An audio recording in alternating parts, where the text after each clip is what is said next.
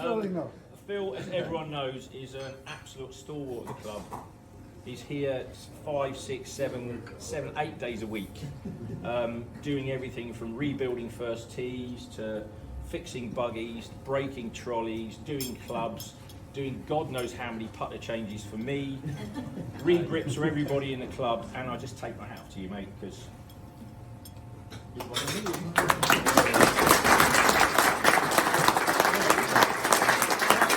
I've got a bit enough for red wine, so that is to start. Hey.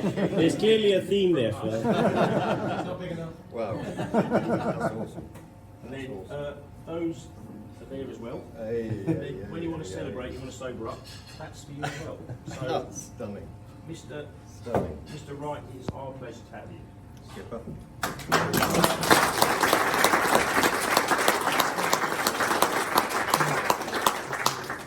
Ooh, I might not be around for a couple of days, so you'll understand why.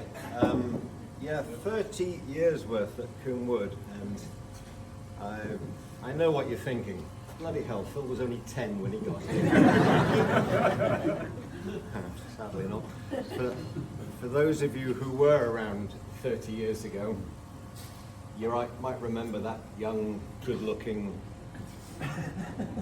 sun-bleached blonde hair. Look what you've done to me. It's been 30 really, really enjoyable years, and I've got you guys to thank for that.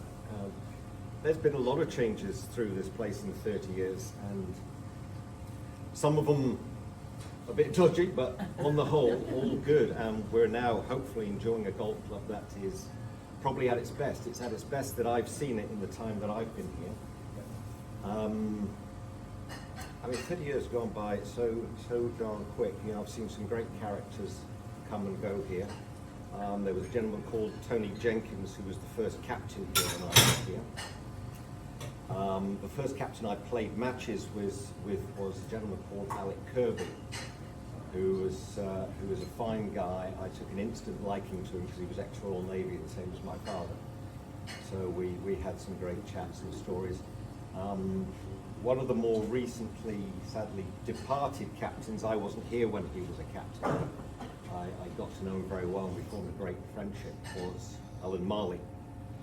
And I had heard all sorts about Alan when I first got to this club, because he'd been here like forever.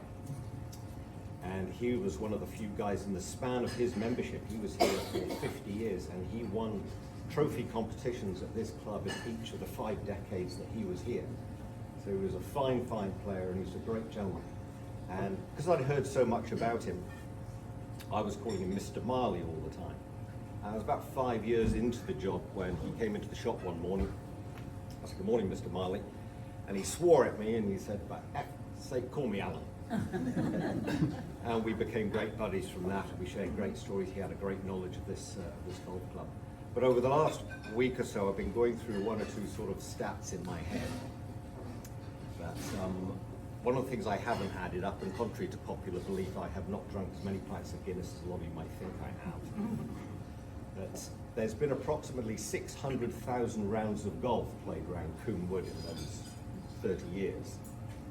And around 580,000 of which I've been told about, hole by hole. Yeah. Surely not. Around 12,000 of those were Phil Hammond's. On the upside, I've actually made £17,855 in side bets from Roy Graham. When you spread that over 30 years, it's not much. I mean, it's a small income, but it is regular. But on the whole, I think if there's one word to sum up from my perspective, my time here, it's been fun. And I've got you guys to thank for that. It's been an absolute joy. And hopefully I'm going to stick around for a few years yet. Thank you all very, very much.